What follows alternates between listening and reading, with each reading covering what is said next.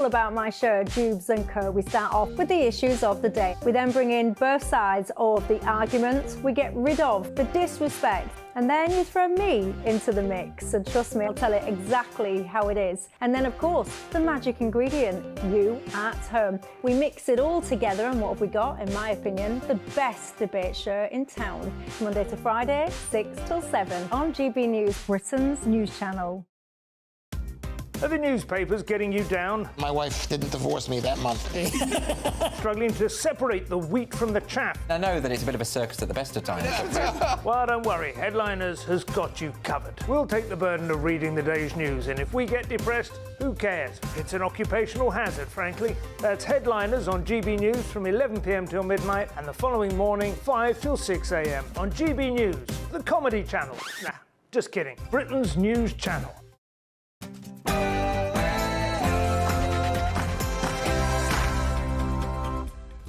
Hello there, coming up in the Saturday Night Showdown. Shocking footage went viral this week of a man hitting a Nando's waitress in the face with a plate in front of the man's wife and child. The victim says police didn't investigate it. Well, they're probably too busy locking people up for years for sharing memes or shouting at police dogs. And Chechen warlord Ramzan Kadyrov might not be the first name that springs to mind when you think of environmentally friendly driving, but he claims Elon Musk sent him a Tesla. Kadyrov is a close ally of Putin and has mounted the Cybertruck with a machine gun and says he'll send it to the front line. Elon has denied any involvement, and I believe him. Is this person a woman? A court has ruled that the female-only app Giggle for Girls discriminated against this fine-looking lady by denying access. Roxanne Tickle, which is the woman on screen in front of you, was born male, but now identifies as a woman, even if her hairline doesn't. I just wish Roxanne Tickle had picked the name Tess instead. This is your Saturday Night Showdown.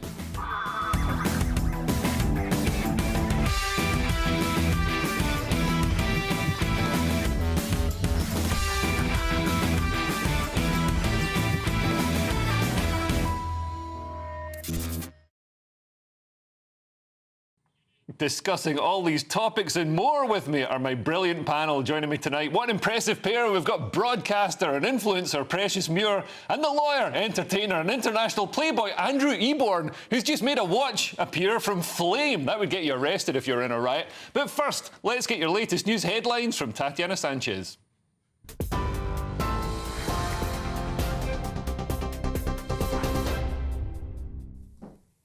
Leo, thank you very much. And news just in, the Islamic State terror group has claimed responsibility for a knife attack in Western Germany, in which 3 people were killed and several injured. The terror group said in a statement on its Telegram account that the attack was carried out by one of its members in revenge, they said, for Muslims in Palestine and everywhere. A 15-year-old has been detained in a possible connection to the stabbing spree. That person is not the main suspect, but is alleged to have known about the attack beforehand. German police officials also say the attacker targeted victims' throats. A major manhunt continues in Western Germany. 5 of those wounded are in a life-threatening condition after a man said to have begun attacking passers-by at random in a market square. A manslaughter investigation has begun into the sinking of a super yacht in Sicily, where British tech tycoon Mike Lynch and his teenage daughter Hannah lost their lives. Italian authorities say the investigation's in its initial stages and they're not currently looking at anyone specifically. However, prosecutors do believe offences were committed, possibly involving the captain, crew, shipbuilder or others. The luxury yacht landed on its right-hand side, but all of the bodies were found in a cabin on the left. Detectives warn it may take months to unravel the incident. Former footballer and TV presenter Jermaine Jenas has apologised after sending inappropriate messages to 2 female colleagues. Jenas has been sacked as a pundit and presenter by the BBC, but maintains he's done nothing illegal. He also argued the messages were with 2 consenting adults. The 41-year-old, who's been married for 13 years, told The Sun newspaper he's let down his family, friends, colleagues and the women involved. He says he's now seeking help. A pressure is growing on the government to overturn plans to scrap the winter fuel payment. Pensioners who don't receive pension credits or other benefits will miss out on up to £300 of support. It comes after the regulator Ofgem put up the price cap, meaning the average annual energy bill will rise by £149 from October. Former Prime Minister Rishi Sunak has backed proposals for a Commons vote. And NASA has announced the 2 astronauts stranded on the International Space Station will return to Earth on SpaceX in February next year. The SpaceX founder is, of course, Elon Musk.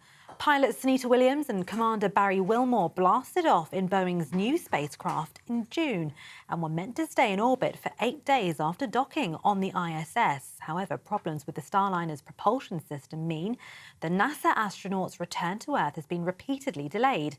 They've now been there for more than 2 months. NASA Administrator Bill Nelson said at a press conference this evening that a manned flight would be too dangerous. Starliner will now return to Earth unmanned, while the 2 astronauts are set to return in February on SpaceX Crew Dragon spacecraft, which is due to launch next month as part of a routine astronaut rotation mission. That was not easy to read, and those are the latest GB News headlines for now. I'm Tatiana Sanchez. More from me in an hour. For the very latest GB News direct to your smartphone, sign up to News Alerts by scanning the QR code or go to gbnews.com/alerts.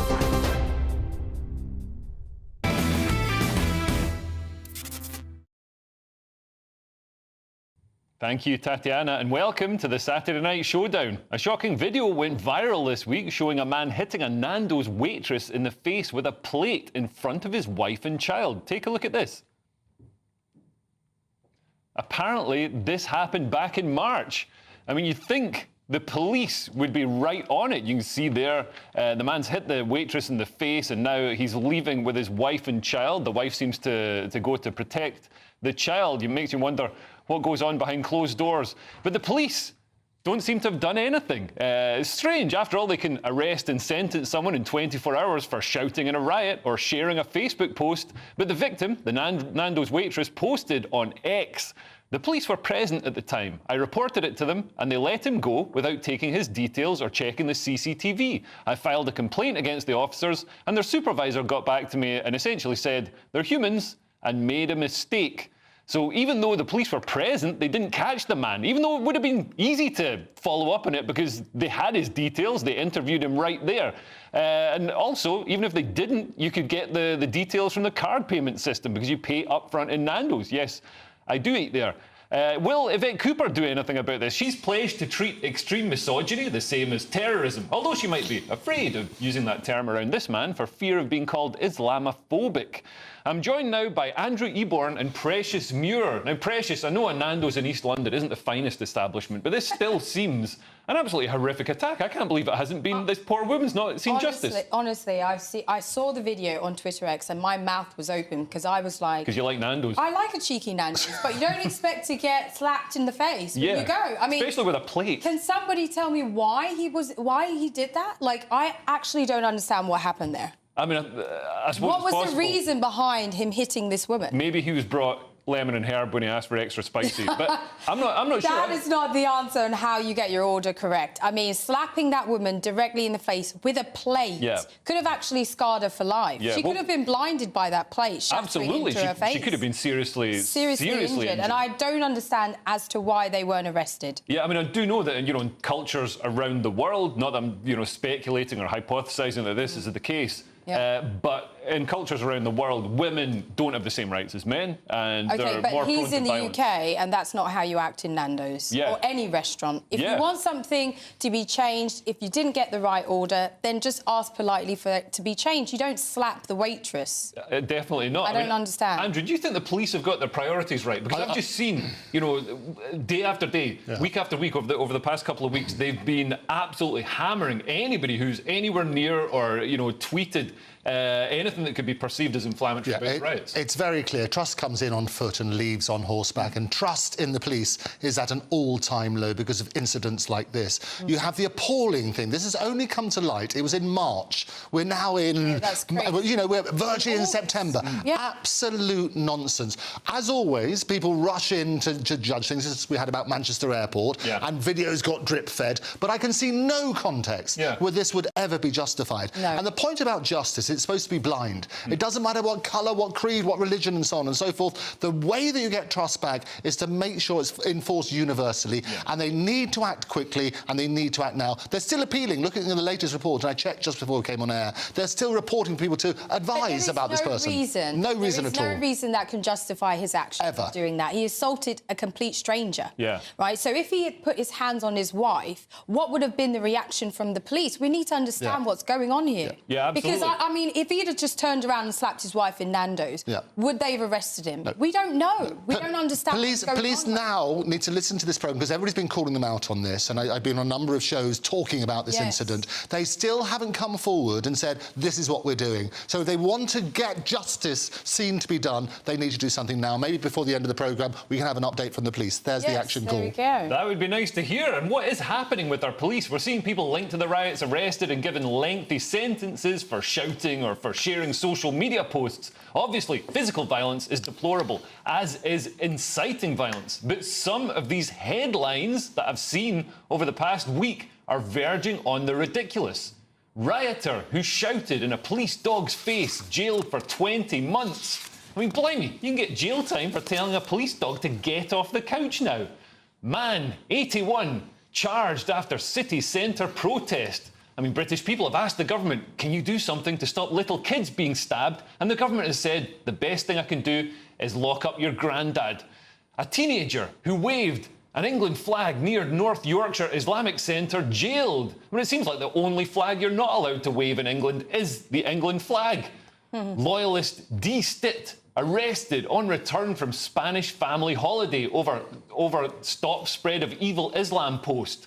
And I've seen that same sentiment expressed by feminist protesters in Iran, where the Islamic theocracy punishes them and forces them to cover up. And when they don't, they get attacked by the police and put in jail. And when people say the same thing in Iran, they get punished in a similar way with jail time. The police also seem to be revelling in the public humiliation of people suspected of taking part in the riots. This footage right now is from Merseyside police, who filmed the arrest of Thomas Whitehead as he stepped off the plane after his holiday for his involvement in the disorder in Southport. We can't afford extra police officers to investigate burglaries or women getting hit in the face in Nando's, apparently, but we can afford film crews.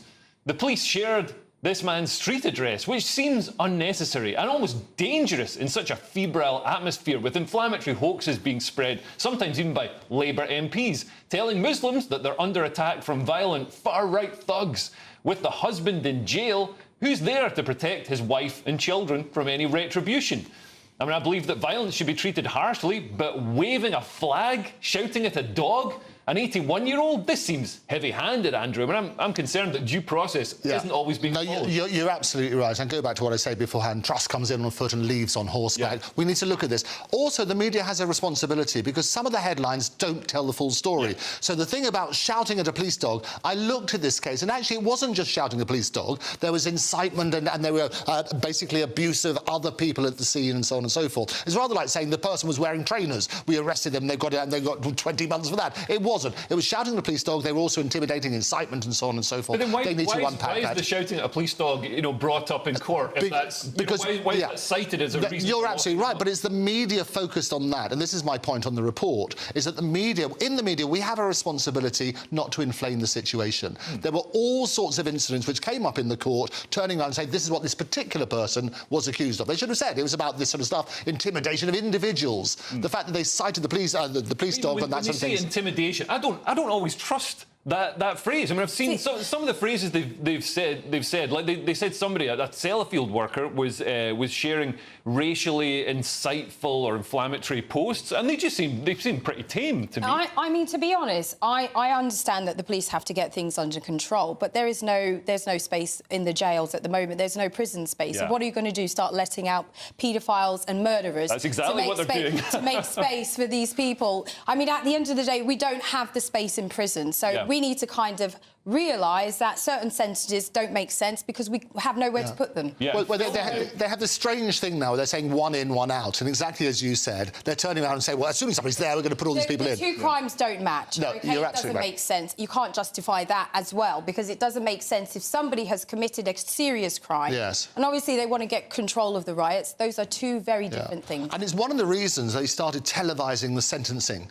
of criminals so people understand the justice system. Yes. And as I say, it's a normal tariff. There's a sentencing council. We want to prevent people from rioting and causing mayhem and chaos, but we can't give the same sentence or even more for somebody who stabbed a child. You're absolutely right. To me, just doesn't make logical sense. And that's why they're televising it, because they turn the sentencing council make it a science to say these are the penalties. Yeah. You get, if it's aggravating, you get more. Yeah. If there's mitigation, you get less. People that have committed serious murders and crimes and are still waiting to be sentenced, yes. and those people are going far up the list just because they caused, obviously, mayhem and chaos. Yeah. But at the end of the day, we've got to see where priorities right. And lie. the priority must be in communication, because if you tell people about it, it makes it much easier. And for the police to be filming it and posting it on social media, it's got the feel of a communist show trial. It's crazy. Humiliation as well. And they've gone to the other extreme. So what's happened now? They get criticised for this, so we're going to act really quickly on this. Yeah. And actually, all that does is accentuate, well, you didn't do anything here. Yeah. And you're continuing not to do things on this. You need to apply universality on that sort of principle. Justice is blind, it doesn't matter. That's what's supposed to happen accordingly.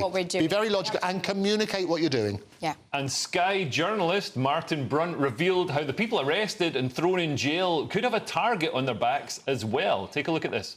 And people are being told that if they do appear, whether they're pleading guilty or not guilty, they're very unlikely to get bail. And if they do end up in prison, somebody who knows about these things told me that, any right-wing, far-right protester landing up in jail, they can expect a pretty cold reception from what he says are Asian gangs inside prison who will be looking out for them. That's chilling stuff. Now, I've been reliably informed that there is no two-tier policing. So when are Nick Lowles of Hope Not Hate and another MP who shared his post going to be arrested for sharing this inflammatory, dangerous hoax that far-right thugs were throwing acid at Muslim women? This was also shared by Labour MP Josh Fenton Glynn. The police had to step in to deny that this had happened, but astonishingly, Nick Lowles didn't delete this inflammatory claim. Now, is it unfair that people on the far left, such as Nick Lowles, aren't being prosecuted? Well, I think we have to be mindful. I always say this. I think when you have a very large following online, you have to be very mindful of what you put out there. You can't just start putting stuff that you think may have happened. You have to have real evidence behind it. And that's a serious thing to say. Yeah. I don't know if there's enough space in prison, as I said, for him to be sentenced, but he should definitely have some repercussions for what he's done. I'd be happy to let pretty much anyone out. Without a doubt, yeah. Well, Andrew, also, the thing with Nick, because he's a government advisor, he's part of this charity, Hope Not Hate, who pretend to be, anti-fascist and pretend to be, in reality, they're going after reform candidates. You're absolutely right. But because, they've got the ear of the government, they're seen as more credible than, some nutter. It is absolutely scandalous in the same way as you talk about an abuse of a position. And you must remember that the murder of the 3 girls and the riots that happened as a result of it was spread as a result of misinformation. So when there's misinformation that causes these riots, already a tinderbox. Were also spread by just the information, just the fact that these girls had been killed and other girls had been targeted. I think and consistently have been so after this. Absolutely. Women and children are getting stabbed pretty much every day. And we just saw yesterday at the Diversity Festival in Germany another spate of stabbing. And it is awful. And it's inflammatory. So what's happening, that's why I would say the responsibility in the media as well, across the board, is to try and shine more light and less heat on this. Because it is appalling what's going on. It's a a tinderbox at the moment, and lots of divisions are spilling out accordingly. But we also need to make sure that the public do have awareness, and we need to have knowledge, but correct information. And get rid of the fear. Get rid of the fear on the streets. People are scared. I think people need to be fearful until the government deals with it. Right. And as a woman, I am extremely uncomfortable at certain parts of, you know, London, and when I go out, and I have to be very mindful of where I go. Absolutely. Because people target young women like me,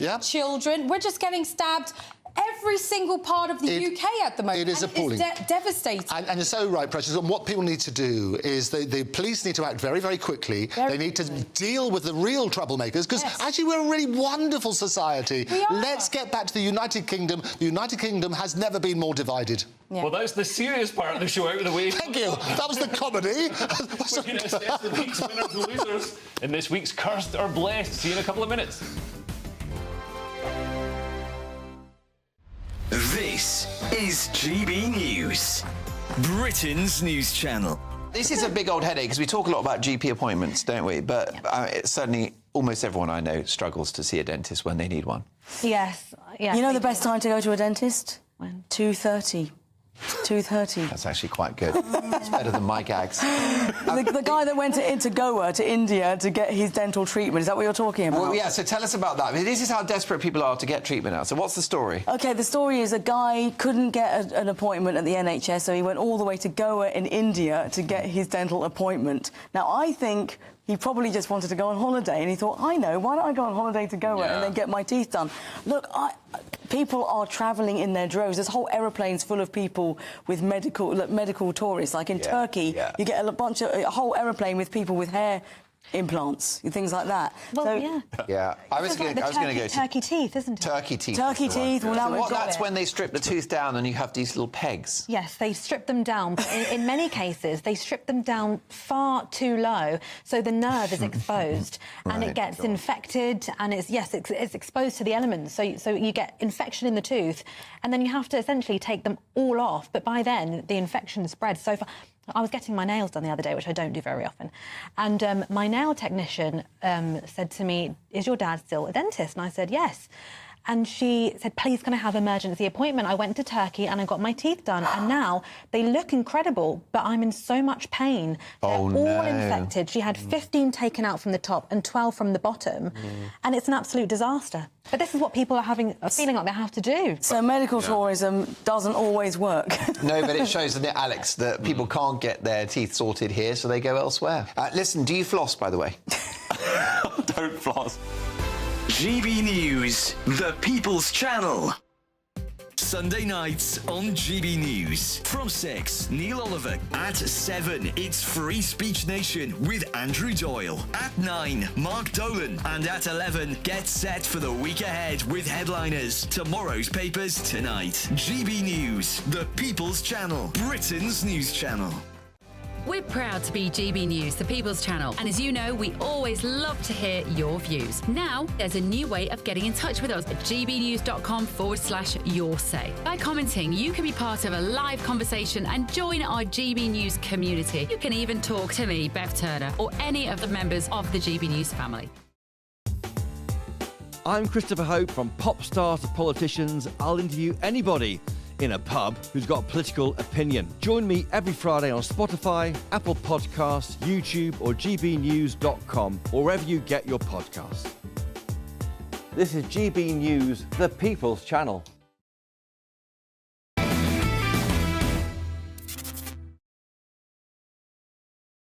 Welcome back to the Saturday Night Showdown. It's now time to go through the winners and losers of the week.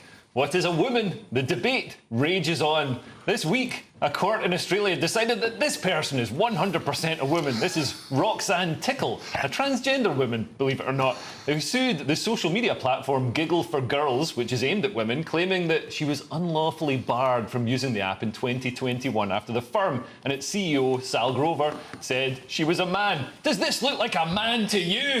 No, Roxanne Tickle is the most womanly woman who ever womaned, stunning and brave in every way, from the male pattern baldness to the stubble. Now, Crocodile Dundee had a much simpler test to see if someone's a woman or not, but this test case, or testicle case, rested on the Sex Discrimination Act and has far-reaching ramifications around the world for female-only spaces being forced to allow access to women like me. Interestingly, barrister Zelly Heger told the court that sex was no longer defined in the Sex Discrimination Act, but that importantly, the Act recognises that a person's sex is not limited to their actual biological sex. So gender identity, rather than biological reality, is defining what a woman is in Australia. Now, Precious, I kind of feel like women had, a few years of equality, and now the men have just come in and literally, we are losing it second by second. I mean, this is ridiculous. I have to laugh because otherwise I would just cry. It is becoming really just outrageous. I mean, out of control behaviour, really. Honestly, it's a female app. Women should have a choice. We should have a choice. If you're a female and you're looking for other females who were born female, there should be a safe space for them to go. Yeah. That is plain and simple. I don't understand why, if they were going on to a gay app called like Grindr or something, there is no transgender males on there because at the end of the day, gay men are looking for gay men. They're not looking for somebody who's transitioned into a man. So there should be safe spaces for women, just like there's safe spaces for men. And I feel like this is actually going to hurt genuine trans people who don't want to, take part in some, a female-only space. Yes. And this is going to bring heat on them. And they could have put effort into their transition. They passed. And I don't know any lesbian that actually wants to.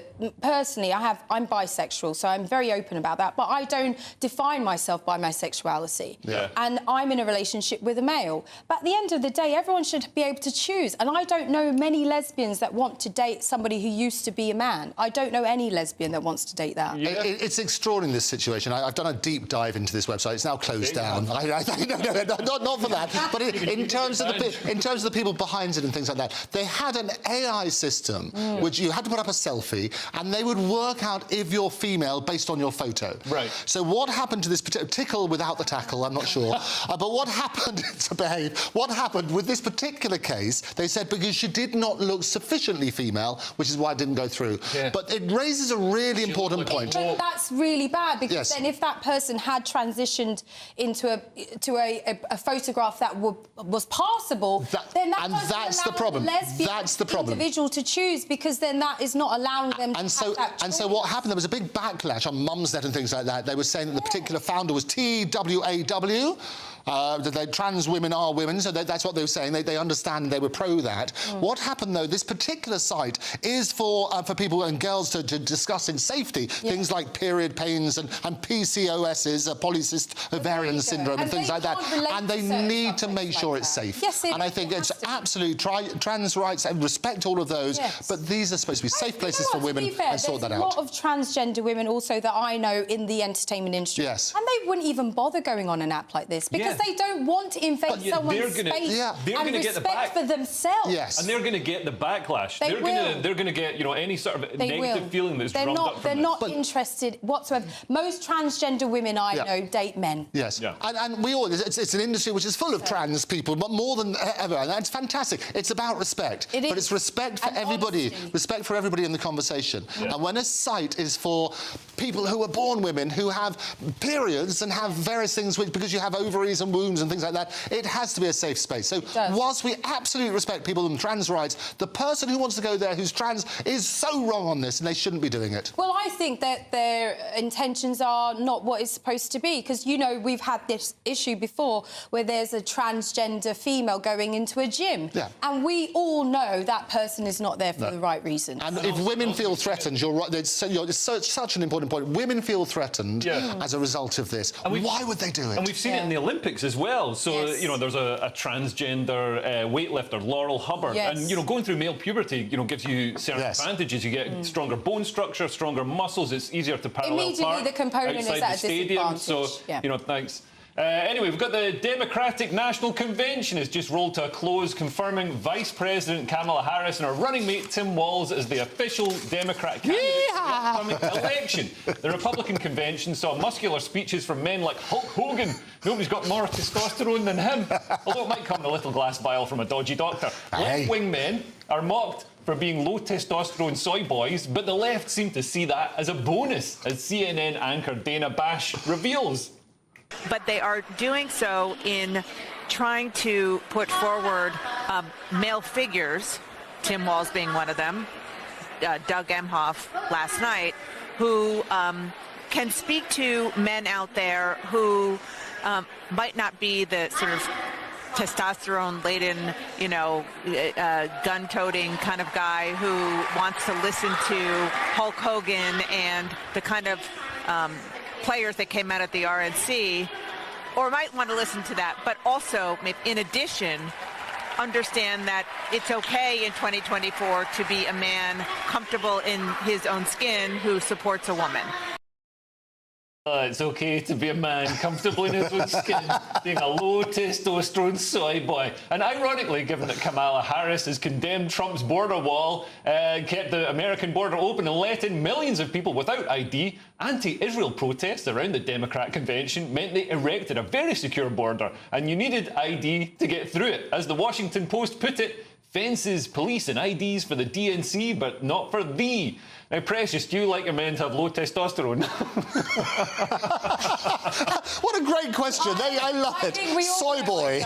Yeah. We all know I don't. I always date a big, you know, sturdy, handsome man. Yeah. No, well, Hulk Hogan is obviously not the kind of person I would date. His opinions... He loves you, though, Precious. It's got to be good. He doesn't sit well with me, the things that come out of his mouth. But, no, honestly, guys, I mean, being a woman of colour, I know what this must feel like for Kamala Harris, right? Yeah. She is definitely trying to make a point that anybody that has the right frame of mind, who knows the policies that she's having, they should vote for her. It doesn't matter if you're male or female or other. At the moment, it's about the policies, and I think that we are losing sight of what that is. Is it about the policies? It is. Well, because I think, you know, well, Andrew, you... I'll tell you, so because in 2013, every Senate Democrat voted for a bill that required the construction of 700 miles of a wall. Yeah. Very interesting. That suddenly became a Trump thing. Everybody, Kamala, that's how you pronounce her name, because she spent, in 2016, she spent a fortune, including getting little kids, to say, this is how you pronounce my name. Nobody in television gets it right. It's Kamala, La is how you pronounce it. As in communist. As in commie, absolutely. You're absolutely right. But you're right. It should be about policy, not about people. Yes. It would be wonderful you break the glass ceiling, have the first woman president, first woman of colour, first Indian, all that sort of stuff is what she claims. It shouldn't be about that. It should be about the policies and getting the right things for the people. Yeah. We should, in the same way as justice should be blind, it should be blind in politics as well. OK, well, the Democrat convention had a bus parked outside giving abortions and vasectomies. Apparently the vasectomy slots filled up quick. I'm just amazed anybody had any testicles to snip. There it is, there's the bus there. You can get more. You can get more of a classic sort of left-wing thing than an abortion bus right outside your... Snip, snip, Bob's your auntie. Yeah. I mean, is that what they're peddling? It's going to be good. They're going to have an amazing Olympics team. Anyway, there was some good news for fans of free speech and free thought this week. A Christian charity volunteer was awarded £13,000 compensation and an apology from police after being arrested for praying silently outside an abortion clinic. That's right, silently praying. She was arrested for thinking the wrong thoughts in her own mind. Here's some footage of her arrest. That's what you're doing. Is you standing to be part of the protest? No. I'm not protesting. Are you praying? I might be praying in my head. So I'll ask you once more, will you voluntarily come with us now to the police station for me to ask you some questions about today and other days where there are allegations that you've broken public space of protection? If I've got a choice, then no. OK, well then you're under arrest on suspicion of failing to comply. I suppose she could have avoided arrest by lying to the police that she was just thinking about what she was going to have for dinner. But I guess a good Christian doesn't want to lie to the police like that. Despite West Midlands Police giving her thousands of pounds to settle her claim for 2 wrongful arrests and false imprisonments and for a breach of her human rights, the government is still considering banning silent prayer outside abortion clinics. Now, I believe that women should have access to abortion, but I also think that people should be allowed to think what they want in their own heads. Call me controversial. Precious, I heard you saying that you found her annoying. No, honestly, I thought that was a really annoying thing to do. How dare she stand outside? People for being annoying. No, seriously, that's intimidation. She is trying to intimidate those... No, she's trying to stop people. Do you know, as a woman, what it must take for that individual to walk into a place like that? Are you saying I'm not a woman? Leo, listen, honestly, you don't know what it takes for a woman to go into a place like that and to have that woman standing outside with all her judgment and all her, you know, this is bad and against my religion. But it is bad. It's not. No, I'm sorry, but I think women should have access to it. She should definitely have a choice. But we can't pretend that it's like some wonderful thing, and we can't pretend that everybody's going to think it's wonderful. Leo, let me say this. I'm not saying for women to use it as a form of contraception, but if they need it, they should be able to go in there without judgment of somebody standing outside trying to intimidate them and just being very annoying. And I think that's... And so Precious makes a brilliant point, and we're conflating 2 different arguments. You're absolutely right. People should not... They go horrendous situations where people find themselves in those clinics. Exactly. What this was a ban on protests within a certain radius. So it wasn't the headline that everybody wants, oh, this is about thought. This is what they said. They asked her, is this a protest? And if it were a protest, she would be in breach of the ban, which is why they went for her. How can it be a protest? She's just standing doing nothing. Well, no, saying that she's got a history of this, apparently. A history of protest, exactly. Leo, she was doing it pretty much every day. She didn't just stop by and went, let me just hang out here. She's got a hobby. She did it every single day for however long. And that was the reason, Precious is quite right, that's the reason for banning people from being certain clothes. That's the perspective. The danger, however, is my mate Elon Musk, I had him, his father was on my show yesterday, fantastic stuff, great show, it was amazing. Have a look, available on YouTube. Watch carefully, though, because Neuralink is the new thing that Elon's doing, which effectively you have something put in your brain, well, telepathy. So if you start arresting people for the thoughts, I know what you're thinking now, I will shut up. But if you start arresting for them, this is such a slippery slope, and we have to call it out. Yeah, and also, for a slippery slope, I think we're nearly at the bottom. Next on the Saturday Night Showdown, it's Culture Corner. We'll have the best jokes from the Edinburgh. The humour at last. And crazy things your taxes are funding overseas. See you in a couple of minutes. Hello there, welcome to your latest GB News weather forecast. Showers continue over the next 24 hours, some longer spells of rain pushing in through Sunday as well, and it remains quite cool and breezy. Low pressure in charge of our weather at the moment, but as we head into Monday, a bank holiday for some, we will see a ridge of high pressure extending in, turning things a little drier and warmer. For the rest of Saturday into the early hours of Sunday, showers across the north and the west of the UK. Some of these heavy, still fairly blustery winds across the north and west. Clearer skies across central and eastern areas. Quite a fresh night for everyone, with temperatures in towns and cities dipping into single figures, perhaps 5 or 6 Celsius in the countryside. But there'll be plenty of sunny spells to start Sunday morning, particularly across southern and eastern parts. Here, blue skies to greet us, though showers across the West Country into Wales. The next weather system moving into parts of Northern Ireland, northwest England, Scotland, with outbreaks of rain pushing in here, but still some sunny spells and showers across the north and east of Scotland. Winds fairly brisk and temperatures around 10 or 11 Celsius to start Sunday morning.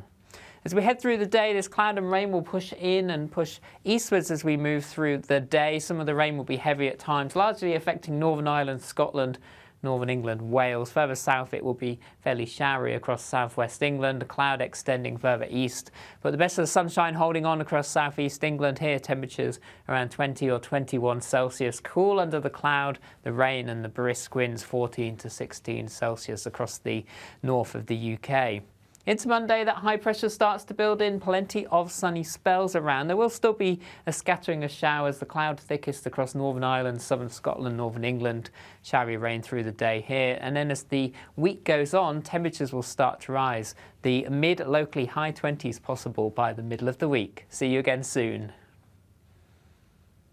If you want your news to be straight talking... This is the nightmare for the Conservatives again. Down to earth. It's not just Nottingham where this is happening, is it? And most importantly, honest. Hard-working, middle-class taxpayers, they'll get their book thrown at them. Then catch me, Martin Daubney, Monday to Friday, 3 till 6 p.m. on GB News, Britain's news channel. Every Saturday, 10 till 12, we'll bring you all of the news that you need to know. We'll also remind you that there is so much to smile about. It's my favourite time of the week. I get to relax, enjoy some light-hearted stories, and let Ellie teach me about fashion too. That's Saturday Morning Live, every Saturday, 10 till 12. Only on GB News, Britain's news channel. Join me, Nana Akwe, for an informative, interactive news programme with a difference. It's fun. It's true. You're not wrong. No one will be cancelled. Lovely. Join me from 3 p.m. every weekend, only on GB News, Britain's news channel.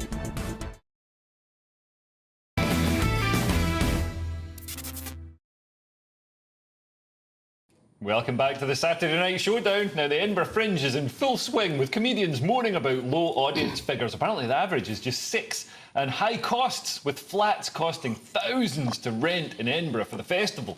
And my Facebook feed is full of comics complaining about greedy landlords. Although it's funny that once the Fringe is over, rents go down again. I don't know if this is because the landlords forget how to be greedy. Anyway, nobody cares about these moaning artists. Let's have a look at some of the best jokes from the Edinburgh Fringe, instead, as voted for by the public. Now, we'll start with number 1. Mark Simmons won with, "I was going to sail around the globe in the world's smallest ship, but I bottled it." Hey! Mark said he was really chuffed with the win. "I needed some good news, as I was just fired from my job marking exam papers. I can't understand it. I always gave 110%.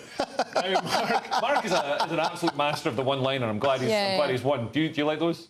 No. Okay, well, I didn't get that. This is going to be a tough segment. It is a tough segment. Let's get back to abortion.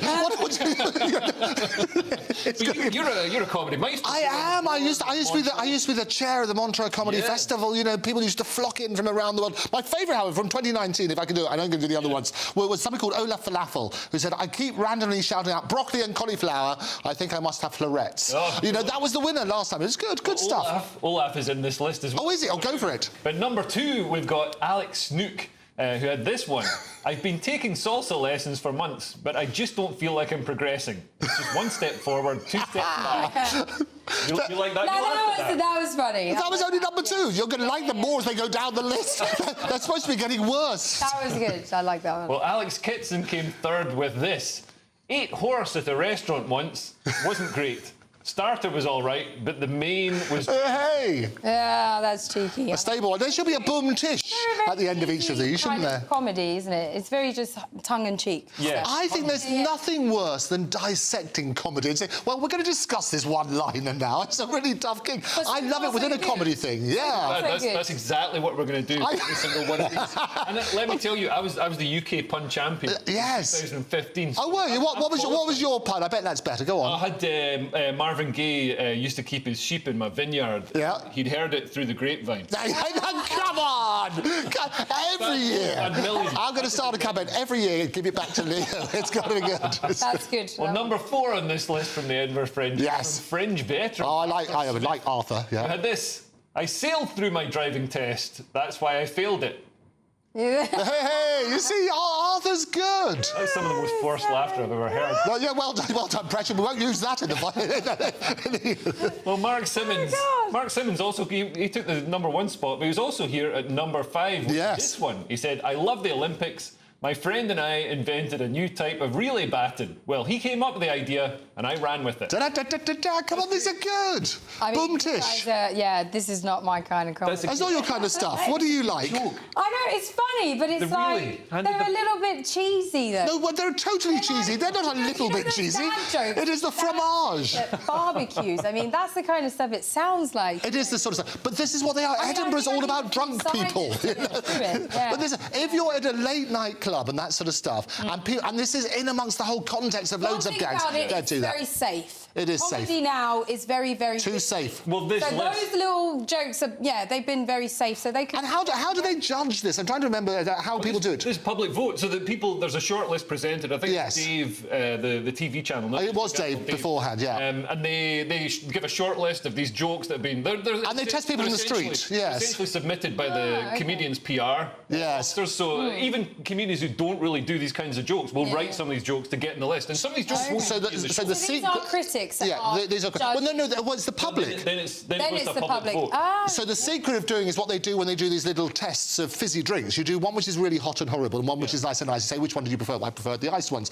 So what you do, get people who can tell the jokes brilliantly to do your poll, and you bribe them to win the top spot. I think that's what happened. And also, did you know when they do the Pepsi versus... Yes. I didn't mention the brand. Well, Pepsi wins, apparently. Yes. Because it's sweeter. Yes. So in small quantities, it tastes nicer. But then...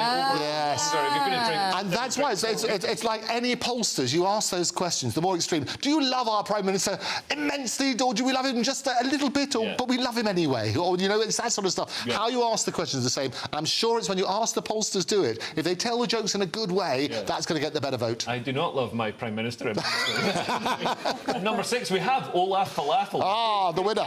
Great guy. I know him. I saw him on the tube not long ago. Who's he pays well then, doesn't it? Yeah, he's an artist and a very silly... He's an artist and a very silly man. And if you're at the Fringe, take your kids to his amazing show. Yes. Well, he had this one. He said, my dad used to say to me, pints, gallons, litres, which I think speaks volumes. Very good. It's a brilliant line, isn't it? It's a very good line. Pass the precious test. I did not... Nothing passes the precious test. We need a pint or two to get through these jokes. Yeah, definitely. We've got a woman next, so let's... Oh, come on, let's have a woman. Chelsea Burke. Oh, she's great. Chelsea Birkby made the list with this. British etiquette is confusing. Why is it highbrow to look at boobs in an art gallery, but lowbrow when I get them out in spoons? See, and that's okay for a woman to say, isn't it? For a woman to say that, it's funny. If a man said it, how would you react, do you think? I'm open to stuff like that. Okay. I have no judgment on those things. It's the delivery and the space that we're saying it in. Yeah. That's how. I mean, I feel like everyone should be. That's what I said before. Yeah. Is that comedy has become very, very safe. Yeah. And there's a lot of things that people want to say, but they just can't say. This list is going to be safe because this has to be circulated to all the people. It's the people, the public. It's right. It's right. Anyway, number 8, Zoe Coombs-Marr had this. My partner told me that she'd never seen the film Gaslight. I told her that she definitely had. It's a clever gag. I love a clever gag. It's got to be good. It's clever. Clever is one word for it. Number 9 is Sarah Keyworth with this one. I'm an extremely emotionally needy non-binary person. My pronouns are there. That's funny. That is a good line. We see unanimous. That's our winner. The fact that we're having to deal with that in society now. It is good. Really hilarious. Although I prefer the chocolate one, which is the chocolate gag about pronouns is her, she. I think that's a brilliant one as well. That's probably better. You'll probably get top of the list next. Thank you. And last on the list, at number 10, was Sophie Duker with this. Keir Starmer looks like an AI-generated image of a substitute teacher. She's right. That's true. Is she funny? You laugh. Was that the end of the joke? That was the end of the joke. Well, that sounds more like a statement than a joke. Yeah, it did sound like a statement than a joke. It was. I agree with her. He does. But Masai, just one final one. Masai Graham in 2022 was a good gag. I tried to steal spaghetti from the shop, but the female guard saw me and I couldn't get pasta. Yeah. See, that was a winner. See, that's a nice... It's working on that sort of thing. General public, if you appeal to the lowest common denominator, a good word gag is going to win, like Leo's one, which I think should come back every year. And that should be the challenge. Challenge Leo for the title. Well, Masai's a great guy. Yeah. He had some brilliant ones. I came last on the list 1 year with this one. He said he wanted to sit in my pumpkin. He butternut squash it. Come on! No, that's good. I like butternut squash. Sadly, that's all the time we have for this section. Oh, wait, no. There's more in this section. Oh, sorry. I thought we'd come... Thank goodness you ad-libbed. Thank goodness there's not an auto cue or anything. Britain has had years of austerity. Yes. The government has no money, so we'll have to hike taxes. But what are our taxes being spent on? This week it was revealed that British foreign aid is paying for Chinese opera, cycle lanes in Mexico and road schemes in Malaysia. And many of the places Britain is sending overseas aid to are much richer than swathes of Britain. I always imagined foreign aid is spent on starving children in some war-torn part of Africa, not in the salaries of Chinese opera singers. There's a saying that foreign aid is taxing poor people in this country to give to rich people in another country, and it looks like it's true. Now, is this fair when British people have to wait weeks to see a doctor, Precious, that we're taxing our citizens in Britain, our hard-working citizens, some of whom aren't that rich, and sending that money to the Chinese opera? It doesn't make sense to me. I mean, obviously, we should be doing some support here for the people that are living on the streets and are homeless, and that is our concern, and helping the people that are working hard and paying taxes. I think sending the money to, say, someone like China, who has such an amazing... There is parts of China that are so wealthy. So I'm wondering as to why the parts of China that are wealthy are not supporting the other parts that aren't, instead of us financing them. Well, or Andrew, do you think why don't they get the US to pay back what they owe, and then perhaps China would have to ask for any support? I don't think the US owes China... Oh, it probably does owe Oh, my China God, the US owes... Let me get the number. What are you talking about? They own billions of dollars to China. It's very good. What it is, however, it's Robin Hood in reverse, isn't it? And when you hear... I always say charity begins at home. And we have so many things we need to look at. Not in your... I love it. You're spending your winnings from the Edinburgh Festival. I love it. No, the reality is this, is that also these statistics, lies, damn lies and statistics, they're talking about the average per capita.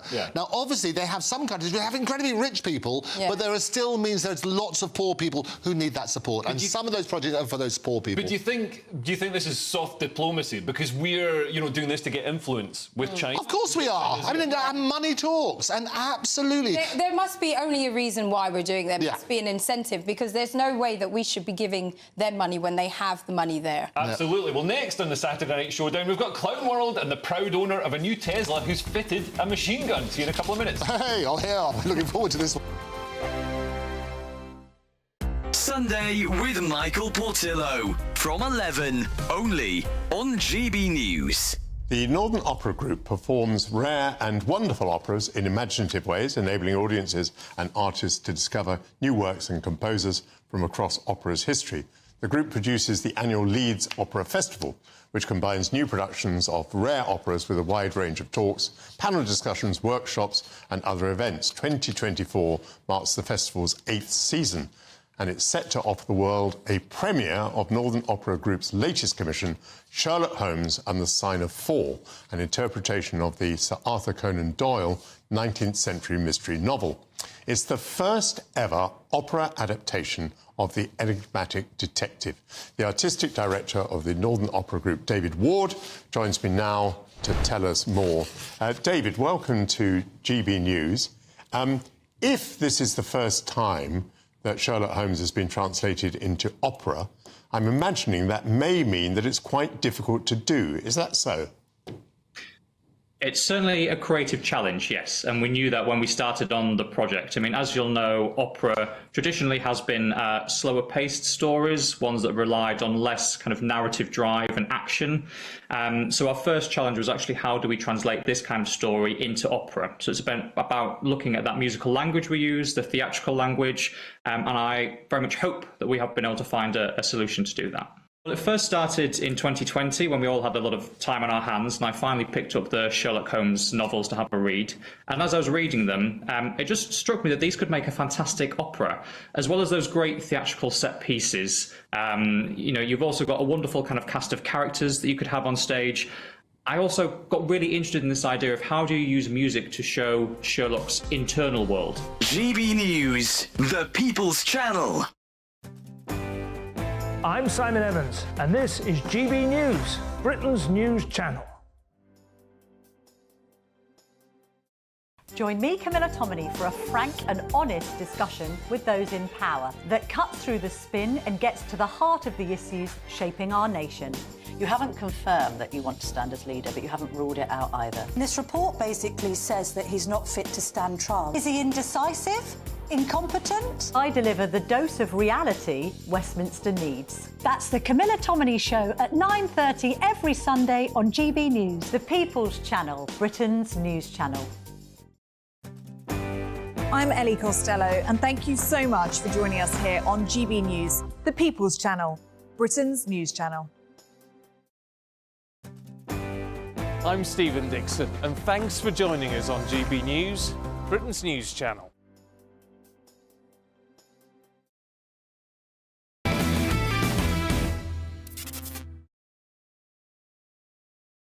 Anyway, Ramzan Kadyrov, the brutal Chechen warlord who fought against Putin before making peace with him. He's now one of Putin's staunchest allies, claimed this week to have been given a Cybertruck by Elon Musk. You can see him driving it here. And he's installed a massive machine gun on the top of it. Look at that. There he is, looking like someone from Mad Max. Now, Elon has denied giving Kadyrov the truck, and it does seem incredibly unlikely that he would do so. And here's footage of Kadyrov's son firing 2 gold-plated PKM machine guns. I mean, hey, if you're a despotic dictator, why not have gold-plated machine guns and fire two at once? Awful. Now, I wouldn't want to be the camera person taking that footage though in front of him. What's that about? So, can you just get a quick selfie of this? I don't worry about health and safety too much. I don't think they do. And it makes all the difference being gold-plated, doesn't it? I mean, absolutely. The man with the golden gun, they want this. But no, Elon was quite clear in his response, and I love Elon. As I said, I was interviewing his dad the other day. It was always fun. But he has a brilliant sense of humour. But he used a word which would get you into Ofcom and not compliance. He used that sort of the R word, as we call it. And this has been used in all sorts of things, going back to Big Brother and so on and so forth. But Elon was quite clear that he wouldn't have supplied. He wouldn't have given it to him. And why would they need it? Association with somebody. He wouldn't want the association. And at the end of the day, if you've gotten a Cybertruck and it's from Elon Musk, you would have had a selfie with him. I mean, so he would have done. You would have been there with. Would have been taking the selfie, just like. And he wouldn't refuse because of the golden guns pointing at him. It'd be awful. Elon has been helping Ukraine with his Starlink satellite so why would he do that? Now, the Ukraine war has slipped off some people's radar, but it's seeing a lot of change at the moment. Ukraine has invaded Russia's Kursk region and seized over 1,000 square kilometres, and its drone attacks against strategic Russian assets, such as oil refineries, have been very effective. The war has forced Ukraine to become a world leader in drone technology. Not just in the air, its naval drones have destroyed much of Russia's Black Sea fleet. And they're also deploying ground-based drones, such as this robot dog that you can see on screen now, which is straight out of Black Mirror and extremely terrifying. I don't like the way it can jump. Precious. No. That's an iRobot situation waiting to happen. Those things look like they were going to take over the And they are petrifying. I went to a conference very recently where I had one of these controls, and they are petrifying. Yeah. And once you get the control, they look, because they don't have proper faces, but they will follow you. Black Mirror is that episode. Yeah, and it will turn on you. We all want the future to come. It's just how it's going to come. We're not too sure. Yes. Because I do want to have... Yes, I want a flying car. The hoverboards are brilliant. To be able to avoid traffic at all costs. If my Uber can go up into the air. Well, when I was a kid, we used to hate the Daleks. The Daleks were really scary. The great thing is you could run upstairs because they couldn't, and I think that was the principle. Brilliant panel tonight. Andrew Eborn and Precious Muir. I'll see you again next week. And don't forget Headliners as well, tonight at 11 p.m. And you can come and see me do comedy live in London on Friday in Hammersmith. Don't miss that. Info on my Twitter. So see you then, or see you next Saturday. Goodbye. Bye. Looks like things are heating up. Boxed boilers, sponsors of weather on GB News. Hello there, welcome to your latest GB News weather forecast. Showers continue over the next 24 hours, some longer spells of rain pushing in through Sunday as well, and it remains quite cool and breezy. Low pressure in charge of our weather at the moment, but as we head into Monday, a bank holiday for some, we will see a ridge of high pressure extending in, turning things a little drier and warmer. For the rest of Saturday into the early hours of Sunday, showers across the north and the west of the UK. Some of these heavy, still fairly blustery winds across the north and west. Clearer skies across central and eastern areas. Quite a fresh night for everyone, with temperatures in towns and cities dipping into single figures, perhaps 5 or 6 Celsius in the countryside. But there will be plenty of sunny spells to start Sunday morning, particularly across southern and eastern parts. Here, blue skies to greet us, though showers across the West Country into Wales. The next weather system moving into parts of Northern Ireland, northwest England, Scotland, with outbreaks of rain pushing in here, but still some sunny spells and showers across the north and east of Scotland. Winds fairly brisk and temperatures around 10 or 11 Celsius to start Sunday morning. As we head through the day, this cloud and rain will push in and push eastwards as we move through the day. Some of the rain will be heavy at times, largely affecting Northern Ireland, Scotland, Northern England, Wales. Further south it will be fairly showery across southwest England, a cloud extending further east. But the best of the sunshine holding on across southeast England here, temperatures around 20 or 21 Celsius. Cool under the cloud, the rain and the brisk winds 14 to 16 Celsius across the north of the UK. Into Monday, that high pressure starts to build in, plenty of sunny spells around. There will still be a scattering of showers, the cloud thickest across Northern Ireland, southern Scotland, northern England. Showery rain through the day here. And then as the week goes on, temperatures will start to rise. The mid, locally high 20s possible by the middle of the week. See you again soon. A brighter outlook with Box Solar, sponsors of weather on GB News.